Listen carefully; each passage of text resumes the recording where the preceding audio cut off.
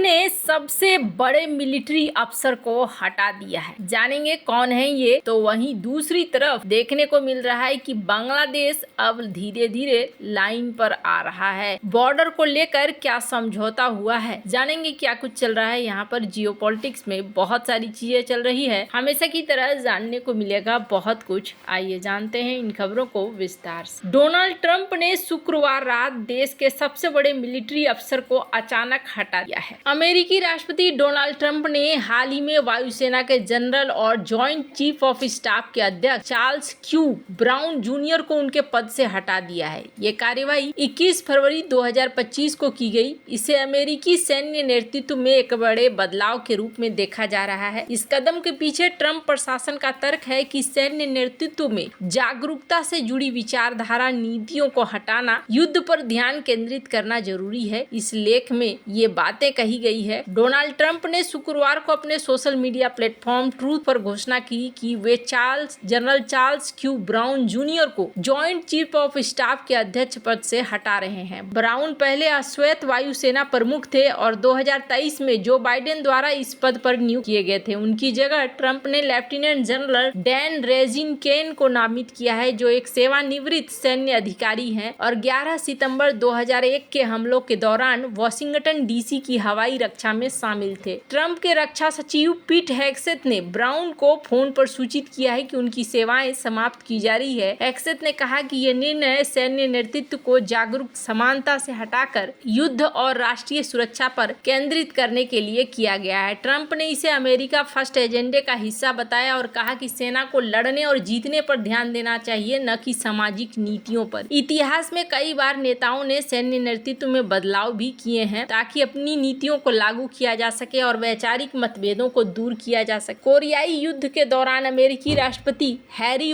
Trueman ने general Douglas MacArthur को उनके पद से हटा दिया था। मैकार्थर ने ट्रूमैन की नीति का विरोध करते हुए युद्ध को चीन तक विस्तार देने की वकालत की थी, जो ट्रूमैन के सीमित युद्ध के दृष्टिकोण के खिलाफ था। ट्रूमैन ने इसे नागरिक नियंत्रण बनाए रखना और सैन्य अनुशासन के लिए जरूरी माना था। ट्रंप को ब्राउन को हटाना भी कुछ इसी तरीके से है। ये वैचारिक नीतियों के कारण कदम उठाया गया है। अमेरिकी गृह युद्ध के दौरान राष्ट्रपति अब्राहम लिंकन ने जनरल जॉर्ज मैकलन को हटा दिया क्योंकि वह युद्ध में आक्रामक रुख नहीं अपना रहे। लिंकन को एक ऐसा कमांडर चाहिए था जो उनकी रणनीति को तेजी से लागू करे। ट्रंप का ये कदम उसी तरह से है जहां वे अपने युद्ध केंद्रित दृष्टिकोण को लागू करने के लिए नेतृत्व बदल रहे हैं। राष्ट्रपति रिचर्ड निक्सन ने वियतनाम युद्ध के दौरान कई सैन्य अधिकारियों को हटाया या दरकिनार किया जो उनकी वियतनामीकरण नीति के खिलाफ थे। ये दिखाता है कि राष्ट्रपति अपनी नीतियों को लागू करने के लिए सैन्य नेतृत्व में बदलाव करते हैं। ट्रंप का ब्राउन को हटाना भी उनकी नीति को लागू करने की दिशा में एक कदम है। ट्रंप और हेग्सेथ का मानना है कि DEI नीतियां सैन्य प्रभावशीलता को कम करती हैं। ब्राउन को हटाकर वे इस दिशा में एक संदेश दे रहे हैं। ट्रंप का कहना है कि सेना का ध्यान सामाजिक सुधारों के बजाय युद्ध और रक्षा पर होना चाहिए, जो उनके अमेरिका फर्स्ट विजन का हिस्सा है। ये कदम ट्रंप के समर्थकों के बीच लोकप्रिय हो सकता है, जो सैन्य में वोक नीतियों के खिलाफ। डोनाल्ड ट्रंप द्वारा जनरल चार्ल्स ब्राउन को हटाना अमेरिकी सैन्य इतिहास में एक महत्वपूर्ण घटना है जो नेतृत्व और नीति में बदलाव को दिखलाता है। ऐतिहासिक रूप से ट्रूमैन, लिंकन,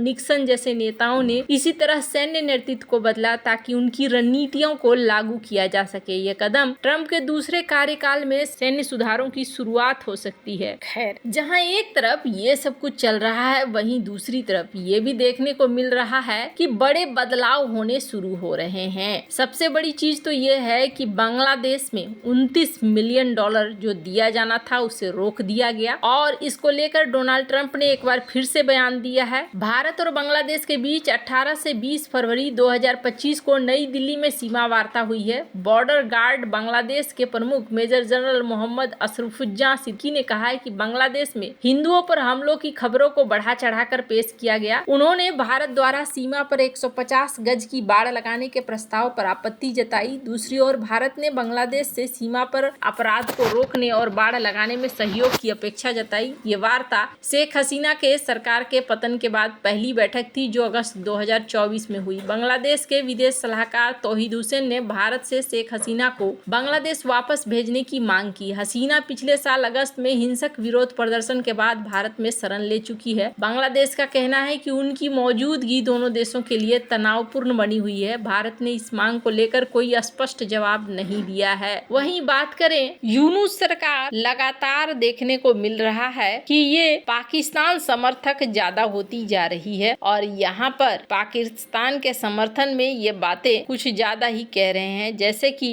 इन्होंने एक बार फिर से सार्क को लेकर कहा कि सार्क को एक बार फिर से जिंदा करना चाहिए। इस पर डॉक्टर एस जयशंकर ने इनके विदेश मंत्री को एक तगड़ा वाला जवाब दिया। इनके विदेश मंत्री को कहा कि देखो, अगर आप ये सोचते हो कि नॉर्मल कर लिया जाए, आतंकवाद की घटना एक नॉर्मल घटना है, तो ये सही नहीं होगा। विदेश मंत्री एस जयशंकर ने ओमान के मस्कट में 8वें हिंद महासागर सम्मेलन के दौरान बांग्लादेश के विदेश सलाहकार तौहीद हुसैन से मुलाकात। इस बैठक में हुसैन ने सार्क की गतिविधियों को फिर से शुरू करने के लिए भारत से समर्थन मांगा। बांग्लादेश का कहना है कि क्षेत्रीय सहयोग के लिए सार्क को पुनर्जन्म देना जरूरी है। हालांकि भारत ने इस प्रस्ताव को ठुकरा दिया और कहा कि दक्षिण एशिया में हर कोई जानता है कि कौन सा देश कौन सी गतिविधियां सार्क को आगे बढ़ने से रोक रही हैं। ये संकेत स्पष्ट रूप से पाकिस्तान की ओर था, जिसे भारत आतंकवाद को बढ़ावा देने के लिए जिम्मेदार मानता है। जयशंकर ने साफ किया कि बांग्लादेश को आतंकवाद को सामान्य बनाने से बचना चाहिए। ये बयान उस समय आया जब बांग्लादेश की अंतरिम सरकार ने हाल के महीनों में पाकिस्तान के साथ अपने संबंधों को बेहतर किया है, जिसे भारत अपनी सुरक्षा के लिए खतरा मानता है। भारत ने 2016 के उरी हमले के बाद से सार्क की बैठकों में हिस्सा लेना बंद कर दिया था। जब उसने कहा कि पाकिस्तान सीमा पार आतंकवाद का समर्थन दे रहा है, तब से सार्क लगभग निष्क्रिय है। 1971 में भारत ने बांग्लादेश की आजादी के लिए पाकिस्तान के खिलाफ सैन्य कार्रवाई की थी। उस समय पाकिस्तान पर बांग्लादेश में नरसंहार और आतंक का आरोप था। भारत ने न केवल शरणार्थियों को आश्रय दिया, बल्कि युद्ध में हस्तक्षेप कर बांग्लादेश को आजाद करवाया। ये उदाहरण दिखाता है कि भारत आतंकवाद और अस्थिरता के खिलाफ सख्त रुख अपना रहा है। आज बांग्लादेश का पाकिस्तान के प्रति नरम रवैया उस ऐतिहासिक सहयोग के विपरीत है जिसे भारत संदेह की नजर से देख रहा है। शीत युद्ध के दौरान 1980 में अमेरिका ने सोवियत संघ के अफगानिस्तान पर आक्रमण के विरोध में मॉस्को ओलंपिक का बहिष्कार किया था। ये एक क्षेत्रीय और वैश्विक मंच पर असहयोग का उदाहरण है, क्योंकि अमेरिका ने सोवियत नीतियों को अस्वीकार्य माना था। उसी तरह भारत ने साल 2016 के बाद सार्क में भागीदारी बंद कर दी, क्योंकि वह पाकिस्तान के आतंकवाद समर्थन को सामान्य नहीं करना चाहते थे। 1999 में पाकिस्तान ने कारगिल में घुसपैठ कर भारत के खिलाफ सैन्य कार्रवाई शुरू की। इस घटना ने दक्षिण एशिया में सहयोग की संभावनाओं को गहरा धक्का पहुंचाया। इसके बाद से भारत ने पाकिस्तान के साथ किसी भी क्षेत्रीय मंच पर सहयोग करने से इनकार कर दिया। आज बांग्लादेश का सार्क को फिर से रखना ये उसी पुराने घाव को कुरेदने जैसा है, क्योंकि इसमें पाकिस्तान शामिल है। भारत ने स्पष्ट कर दिया है कि वह किसी भी ऐसे मंच को समर्थन नहीं देगा जिसमें आतंकवाद को बढ़ावा देने वाले देश शामिल हो। ये पाकिस्तान का अप्रत्यक्ष मामला है। शेख हसीना के पतन के बाद बांग्लादेश की नई सरकार के भारत विरोधी बयानों और पाकिस्तान के प्रति नजदीकी ने दोनों देशों के संबंधों में दरार डाल दी है। ये घटना उस तनाव को दिखलाता है। भारत बिम्स्टेक जैसे वैकल्पिक मंचों को बढ़ावा दे रहा है जिसमें पाकिस्तान शामिल नहीं है। ये सार्क के बजाय उसकी प्राथमिकता को दिखलाता है। वैसे आपको क्या लगता है इन सब मामले में, आपकी क्या राय है? कमेंट कर जरूर बताएं। जल्द मिलते हैं अगले वीडियो में नई खबर के साथ।